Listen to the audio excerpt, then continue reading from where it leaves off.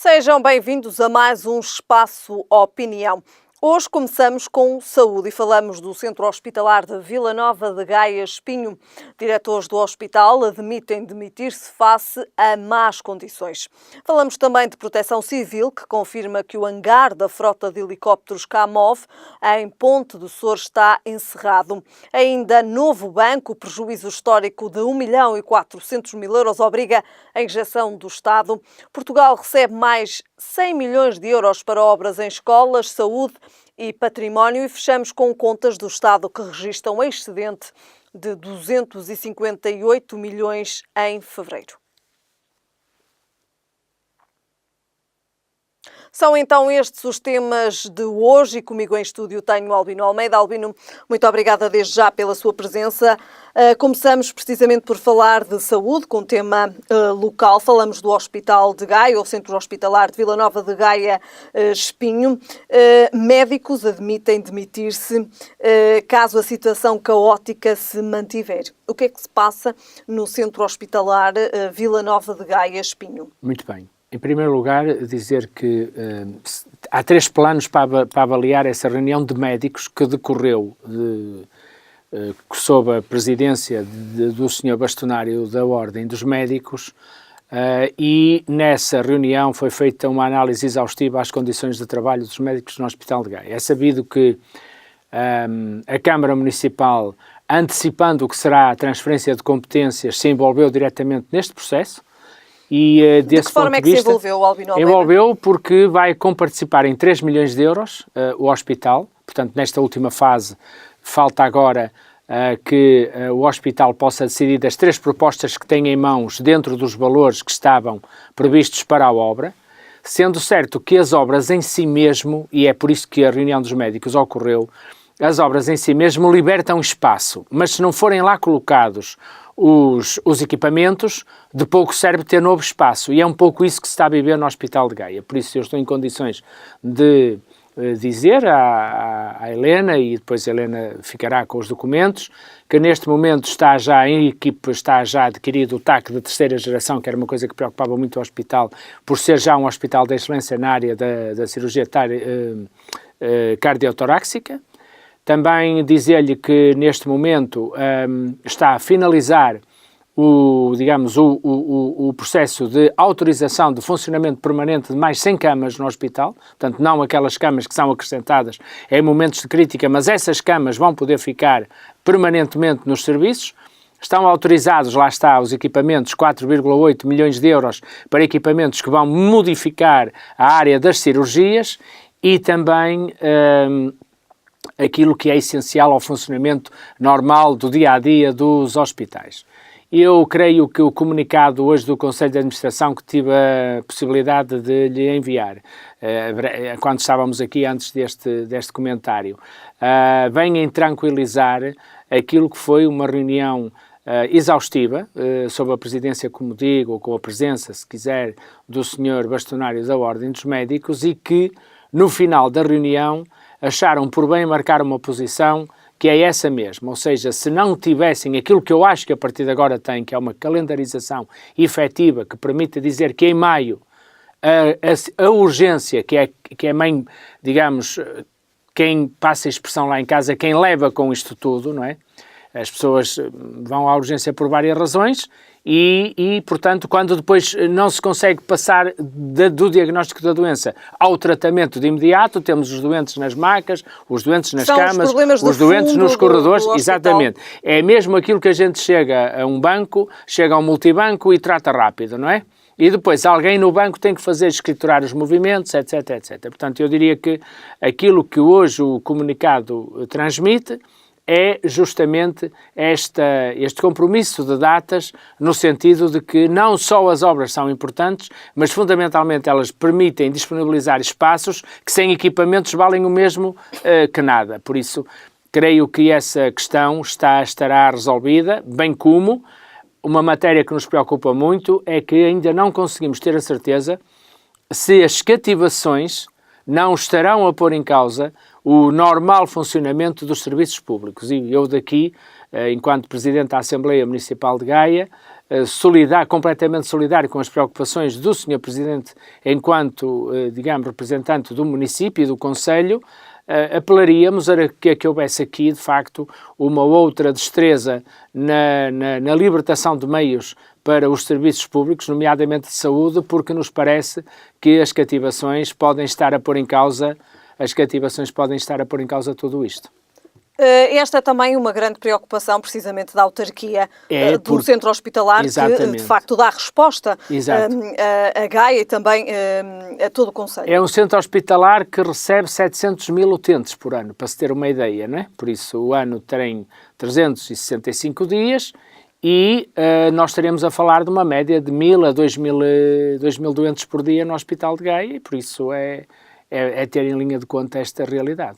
Há pouco disse que, de facto, a autarquia estava já a antecipar aqui algumas das competências que de facto advêm da descentralização. Sabendo nós que o Governo não tinha dinheiro para tudo, para se comprometer com a terceira fase do hospital, que é justamente a que vai entrar em andamento, mas que não entrando em andamento estava a pôr em causa o que se alcançava com as outras duas fases anteriores, a Câmara deliberou e a Assembleia aprovou por unanimidade, por maioria, peço desculpa, com os votos contra do PC por entender que é uma matéria do Governo, mas enfim, nós vamos olhando para a realidade como ela é, vamos incorporar no investimento do Ministério da Saúde 3 milhões de euros do orçamento municipal e, portanto, a nossa preocupação e a nossa, digamos, o nosso interesse e o apelo que fiz há bocado também ao Sr. Ministro das Finanças tem a ver com isto. De facto, a descentralização também é um tema que preocupa a Gaia. Sim, e ele neste momento está numa fase avançada, a descentralização, é sabido, foi público que a semana passada o ser Presidente da Câmara de Gaia enquanto representante da área metropolitana do Porto, o ser Presidente da Câmara de Lisboa e outras entidades assinaram com o Governo, ou levaram ao Governo, uma proposta muito concreta de descentralização de competências, numa lógica de piloto. Gaia nunca teve problemas com transferência de competências, desde que ela seja feita com cabeça, tronco e membros. E desde logo, nem sequer é, e não é desde há 4 anos, nenhum problema a nossa subsidiariedade, isto é, a Câmara complementa com dinheiros municipais, com o esforço dos gaenses, aquilo que são equipamentos ou políticas de interesse geral. E, justamente, foi o que aconteceu com o hospital, já estava a acontecer com a educação. Para que a educação em Gaia tenha o nível que tem, nós estamos a incorporar 13 milhões de euros dos impostos dos gaienses para propiciar uma educação inclusiva, com tudo aquilo que é suposto uma verdadeira educação pública ter, e, portanto, não é problemático para a Câmara de Gaia. O que é problemático é a forma como isto é feito, quer dizer, isto não pode ser feito de forma híbrida, e por isso a proposta que foi consensualizada na área metropolitana do Porto e depois acordada com Lisboa, visa que as regiões que quiserem, no quadro daquela proposta, antecipar o futuro, poderão ser, digamos assim, os pioneiros da descentralização. E, desse ponto de vista, Gaia está interessada em estar na linha da frente na assunção das novas políticas com um cariz fortemente local. É necessário que, de facto, se dê passos largos na descentralização até ao verão e antes dos atos políticos que terão lugar em 2019. Exatamente. Aliás, como lhe referi, as questões que estão neste momento, que levaram à tomada de posição no Hospital de Gaia, provavelmente não sucederiam se algumas das competências que é suposto virem para as autarquias já estivessem na Câmara de Gaia, porque seguramente não permitiríamos que isto acontecesse. O país tem 308 concelhos e, apesar das diferenças entre ambos, no mesmo Ministério das Finanças, ou no mesmo Ministério da Saúde, ou no mesmo Ministério da Educação, as câmaras supostamente são tratadas por igual, pese a dimensão que têm. E por isso entendemos que o que puder ser descentralizado para ser tratado a nível local é positivo que o seja, porque também aí é possível alocar dos impostos dos cidadãos a complementaridade que possa fazer falta para implementar as medidas. Muito bem. Albino Almeida, falamos agora depois da saúde, vamos falar da Proteção Civil, assim é que é. A Proteção Civil confirma que o hangar da frota de helicópteros Camov em Ponte Açores está encerrado. Bem, nós temos que, de uma vez por todas, neste país, tentar fugir ao comum e corrente. Nas redes sociais, ciclicamente, curiosamente e só quando há incêndios, há até um conhecido, o capitão das AOF, da Associação das Forças Armadas, que gosta de vir partilhar um texto polémico sobre os Camov, a sua utilidade, o papel das Forças Armadas na prevenção dos incêndios, etc. Aparentemente fazem-no todos os anos sem nenhum resultado. E digo sem nenhum resultado porque neste momento parece que alguém interveio. Eu já vi programas de televisão em que Everjets, por exemplo, que é uma das empresas que gera os meios dos aviões, é acusada de tudo e mais alguma coisa.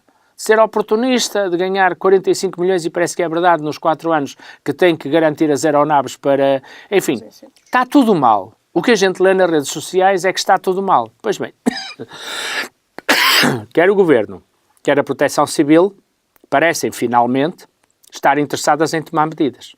Os tão famosos Camov, que foram, é bom lembrar-se, como ao Ciresp, despachados num governo de Pedro Santana Lopes e decididos por vários ministros sucessivamente, entre os quais o atual primeiro-ministro, são acusados de tudo o que é possível acusar de mau. E, no entanto, ano passado em Pedrógão foram 2 Camov que atacaram, embora numa fase tardia, mas isso não é responsabilidade deles, o incêndio.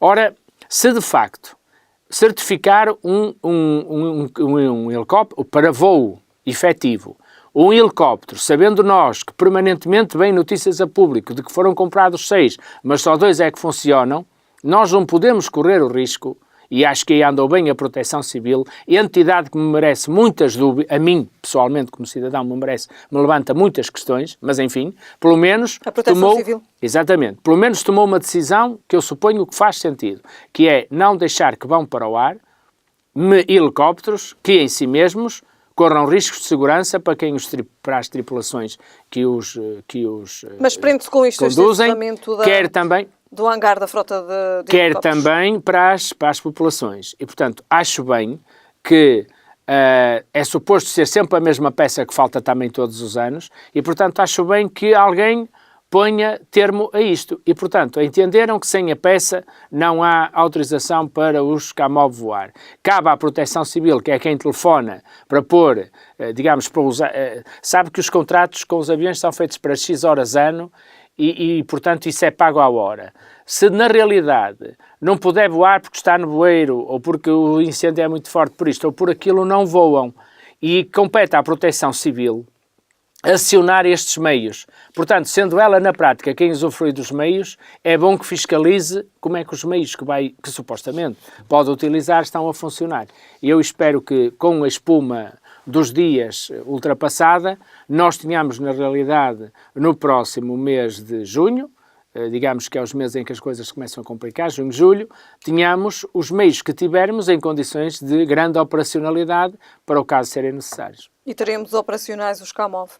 Seguramente que sim, e eu penso que se não houver, se a este nível os Camov não estiverem operacionais, há que tirar as devidas ilações. Por isso, para já, sabemos que a Proteção Civil está a regular, e bem como deve, porque é ela que o requisita, a qualidade do equipamento que lhe está adscrito. E desse ponto de vista, entendeu ser esse o caminho, eu estou convencido que o faz com a intenção solene de ter o equipamento a funcionar de forma plena quando ele for necessário. Só assim é que faz sentido. Há pouco disse que a Proteção Civil lhe levantava dúvidas. Dúvidas em que pontos? A Proteção Civil levanta-me dúvidas por uma razão muito simples. Existe desde 1995, desde o primeiro governo do engenheiro Guterres, um plano. E o grande problema do país é que faz planos, mas depois não executa. Sinceramente, em 1996, um ano a seguir, o Dr. António Costa criou a Lei 24 de 1996. Depois é sabido que foi para a Câmara de Lisboa em 97.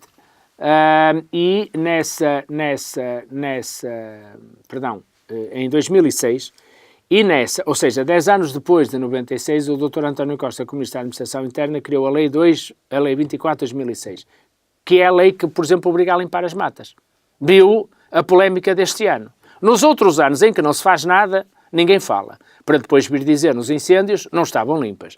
E este ano o Governo deu uma orientação clara, deu até um exemplo pedagógico, com o Primeiro-Ministro em 6 minutos e 47 segundos, também ele dar um contributo para a limpeza da floresta, e também está tudo mal. Ou seja, nós não podemos viver num mundo onde cada vez que se fazem coisas está tudo mal, E quando não se fazem, está tudo calado, para depois descobrir mais tarde que não se fez. Portanto, eu direi que a Proteção Civil, do meu ponto de vista, tem esta incapacidade de se afirmar na ligação, nomeadamente com os bombeiros voluntários. Porquê?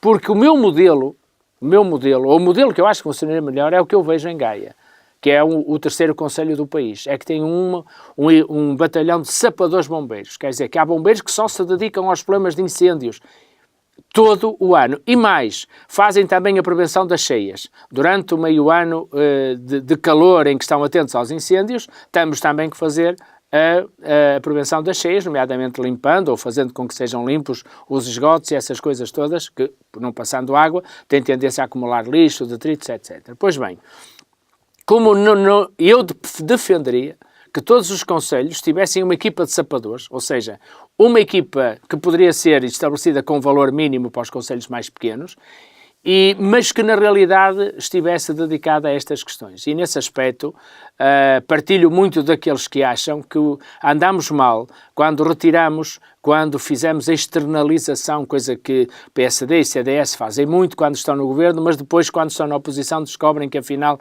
é o Estado que devia fazer. Quando estão no governo, tudo fazem para passar para empresas, quando estão na oposição, acham que deve ser o Estado a fazer isso. E por isso tem que haver aqui um equilíbrio. A Proteção Civil, do meu ponto de vista, tem marcado mal o seu espaço e tem deixado passar a imagem de que articula mal, nomeadamente com os bombeiros voluntários, que, como sabe, dependem do presidente da Câmara Local. Na realidade, apesar de terem um comandante operacional, os bombeiros estão sobre a égide da Câmara Municipal, do seu presidente e, por delegação de competências, do vereador, que no caso de Gaia é o da Proteção Civil. Portanto, eu diria que falta aqui melhorar os mecanismos de coordenação e, tal como está a Proteção Civil, levanta-me por isso mesmo, por essa descoordenação de que dá sinais no terreno, levanta-me muito esta dúvida. Muito bem. Albino Almeida, passamos agora então para a economia. Vamos falar do novo banco, um prejuízo histórico que obriga aqui à injeção do Estado. Como é que podemos avaliar este prejuízo do novo banco? Avaliamos do início. Esta era a solução milagrosa do anterior primeiro-ministro Passos Coelho, que era a solução limpa. Não teria, os portugueses não pagariam nada por ela, enfim, sabemos no que deu, sabemos no que está a dar. Este banco, que é criado, tem a cara do Dr. Passos Coelho, é bom dizê-lo, na resolução que ele fez, que até apanhou uma ministra a banhos, no caso da doutora Assunção Cristas, como ela disse numa entrevista, estava a banhos na praia, quando recebeu uma mensagem para dizer se estava de acordo com a resolução do banco, portanto percebe-se da profundidade com que a decisão foi tomada. Deu neste brilhante resultado. O banco não deu até agora nenhum lucro. Também e já fechou 473 agências. E vai fechar mais 400. E já anunciou que despedirá no total 1000 trabalhadores. A questão é esta, do meu ponto de vista. Também não está a ser isso evidenciado, não me pergunto porquê, mas é assim, a Lone Star também é dona do banco, portanto, neste esforço de recapitalização, a Lone Star terá também que entrar, e por isso, ao contrário do que dizem... Mantém 25% da instituição. Exatamente, e por isso, ao contrário do que dizem relativamente ao valor, às imparidades do banco, as imparidades do banco vão obrigar a uma entrada de 800 mil euros de capital, dos quais 25% terão que ser da Lone Star e os outros 25% serão do chamado Fundo de Resolução, não é? São assim as regras do famoso mercado. Por isso, eu diria que o modelo que nos venderam de que isto é que era o pináculo da solução adequada para os problemas da banca, pelos vistos, não funcionou. Na Caixa Geral de Depósitos nós temos uma certeza. Primeiro, temos um competente gestor, à frente da Caixa, como aliás era também António Domingos, que se baralhou nas questões de não querer que se soubesse o que ele ganhava efetivamente. Paulo Macedo não tem esses problemas, felizmente, e é um gestor de grande gabarito. Eu devo dizer-lhe que, ao contrário do que é a voz corrente, eu estou de acordo com o princípio de que a União Europeia tenha pedido para colocarmos no déficit o valor colocado na Caixa Geral de Depósitos. Porquê? Porque se isso agora nos pode causar esta sensação de que conseguimos o melhor déficit direto, mas depois temos outra vez um banco a estragar isto tudo, na verdade, eu considero que este é o caminho regular porque trata-se efetivamente de despesa pública. Se ela, apesar dela ser one shot, aconteceu uma vez e não volta a repetir-se nos anos seguintes, portanto vai ao tal déficit estrutural que a Europa gosta tanto de falar, ninguém está a explicar isto, que isto é déficit estrutural, ou seja, não se reporta ao próximo ano. Foi este ano e não volta a repetir-se. Portanto, as nossas contas estão no bom caminho. Foi isto que eu acho que o Ministro das Finanças quis salvaguardar. Mas passou a ideia de que a operação, ao contrário das outras, talvez não devesse ser escriturada como déficit. Eu acho que ela deve participar das contas públicas, como também acho que, sendo um banco nacional, ao contrário de outros, quando começar a dar lucro, vai começar por dar lucro também ao acionista que é o Estado, ou seja, somos todos nós. E eu vejo sempre as coisas vendidas pela metade. Portanto, na questão do novo banco, nós temos lá uma importante parte. É preciso perceber se o novo banco é viável, e aí o regulador tem muita responsabilidade do Banco de Portugal, é viável com esta injeção de capital, ou se nós temos que encarar a solução de outra forma. E isso leva-nos ao tema seguinte, que vai ser o superávit. Eu diria duas coisas. Se a banca está a atrapalhar a normalização e a decência da governação do país, nós temos que encarar o problema de frente. Albino Almeida, falamos efetivamente da banca e soubemos também que a Santa Casa da Misericórdia de Lisboa vai, digamos assim, investir no Monte Pio. Eu, sobre essa matéria, gostava de dizer o seguinte... Ainda dentro deste tema da banca, de facto... Sim, é muito bem levantado. Que relação e que paralelo podemos fazer, mais uma vez, a banca, de facto, aqui... Sim, também a maior parte das pessoas que falam sobre banca percebe pouco dela. Eu não sou nenhum especialista de banca, como é público e notório, mas há uma coisa que eu sei. A banca tradicional, que sofreu os abalos que sofreu, é uma banca que tem hoje muita dificuldade em fazer investimentos de longo prazo, porque os seus clientes, a banca comercial, os seus clientes estão habituados a pôr o dinheiro hoje na conta e amanhã a levantá-lo todo se quiserem.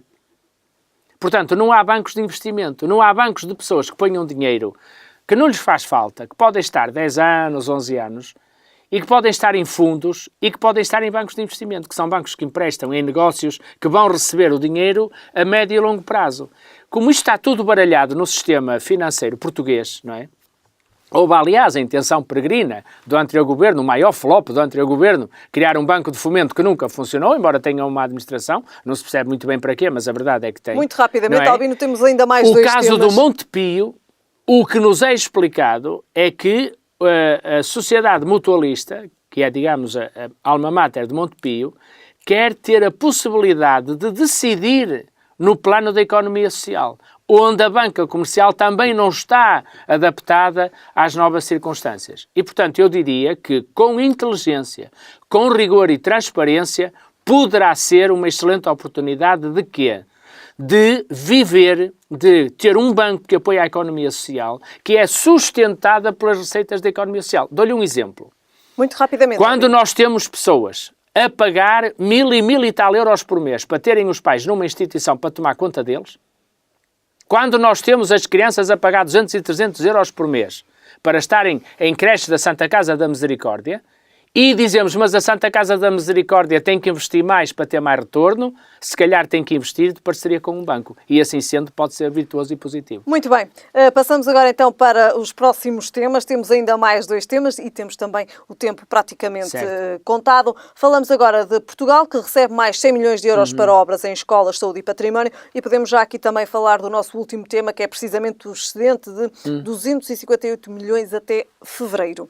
Sabe que andaria mal uma família que, tendo direito a receber uma espécie de apoio, não gerisse bem o dinheiro dos ordenados que tem e se baseasse no apoio para gerir a sua vida. Quero eu dizer com isto que se uma família tem 2.000 euros para viver e um apoio que lhe é concedido por concurso de 500 euros, fará mal se não gerir bem os 2.000 que ganha. E eu acho que é isso que está a acontecer com Portugal. Nós estamos a gerir bem aquilo que são as nossas receitas, senão não tínhamos superávit, e, por outro lado, estamos a usar esse superávit para complementar com receitas europeias para fazer outros projetos. Relativamente a estes 100 milhões de euros que é exatamente isso que está aí. Escola, saúde e património. Pois, e posso anunciar-lhe que em julho o Governo fechará em Bruxelas a reprogramação dos fundos 2020, portanto ainda estamos dentro desses fundos, a executá-los, no sentido da mobilidade, que é uma matéria que importa muito às pessoas das cidades que, não podendo usar o carro, cada vez é mais complicado usar o carro porque não há estacionamento, vão ter que contar com uma rede de mobilidade e de transportes públicos muito eficiente. E por isso... E será nesse sentido também que será É nesse feito sentido aqui? que vai ser feita a reprogramação, mas continuo a dizer a mesma coisa, quer dizer, quando é preciso complementar com dinheiros nossos, é importante uma boa gestão do nosso próprio dinheiro para podermos fazer este encontro de caminhos e as virtualidades todas que tem, termos fundos europeus disponíveis para nos desenvolvermos, não descurando com isso a gestão da nossa própria receita. Muito bem. Albino Almeida, terminamos então hoje com estes dois temas. Portugal recebe 100 milhões de euros para obras em escolas, saúde e património. Também então com o excedente das contas de 258 milhões até fevereiro. Albino Almeida, muito obrigada. Obrigado, Voltamos a ver-nos na próxima semana. Boa Páscoa para Para si. si também e para os nossos telespectadores. Foram os temas em análise hoje no Espaço Opinião. Bom fim de semana e boa Páscoa.